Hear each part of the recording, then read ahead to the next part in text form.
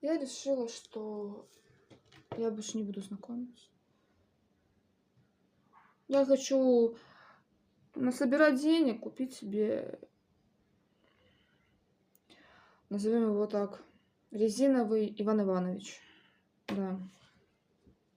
Незаменимый друг, товарищ в быту. И чтобы больше не было никаких претензий в мою сторону. Я, извините, уже повидала в жизни. Наш менталитет, у нас очень мало. У нас очень мало достойных мужчин. Ехать за границу. Тоже, знаете, не все живыми возвращаются. Я не хочу рисковать. Нет. У меня есть котик, я его люблю. Вот. Куплю себе еще игрушку. И все будет отлично. Я больше не знакомлюсь. Ни в какое. Не хочу.